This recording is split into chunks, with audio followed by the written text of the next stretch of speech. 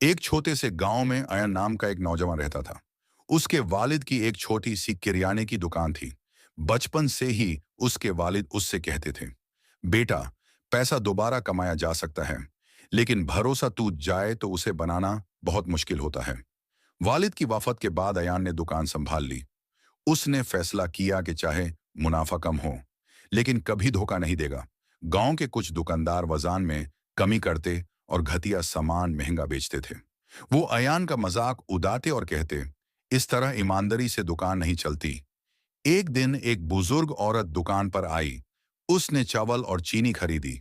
जल्दी में अयान ने हिसाब किया और उस औरत ने पैसे देकर चली गई। शाम को हिसाब देखते वक्त अयं को पता चला कि बुजुर्ग औरत ने गलती से 1,000 रुपए ज्यादा दे दिए थे। उसके दोस्त ने कहा, छोड़ो, उसे याद भी नहीं होगा। लेकिन अयन ने कहा, ये पैसे मेरे नहीं हैं। अगली सुबह वो उस बुजुर्ग औरत के घर गया और पैसे वापस कर दिए। बुजुर्ग औरत की आंखों में आंसू आ गए। उसने कहा, बेटा, ये पैसे मेरी दवा के थे। अगर खो जाते तो मुझे बहुत मुश्किल होती। उसने अयान के लिए दिल से दुआ की। कुछ दिन बाद गांव में ये बात फैल गई कि अयन ने ईमानदारी की मिसाल कायम की है। लोग दूर दूर से उसकी दुकान पर आने लगे। सबको यकीन था कि यहाँ ना वजन में कमी होगी और ना ही धोखा।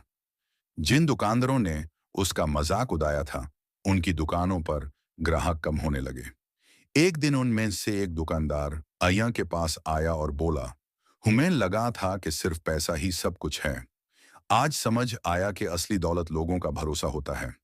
अय्या मुस्कुराया और बोला, सच बोलना और ईमानदारी से काम करना कभी नुकसान का सौदा नहीं होता। शायद कामयाबी थोड़ी देर से मिले, मगर जरूर मिलती है। उस दिन से गांव में लोग बच्चों को अय्या की मिसाल देते और कहते, सच की राह मुश्किल जरूर होती है, लेकिन उसका अंजाम हमेशा बेहतरीन होता है।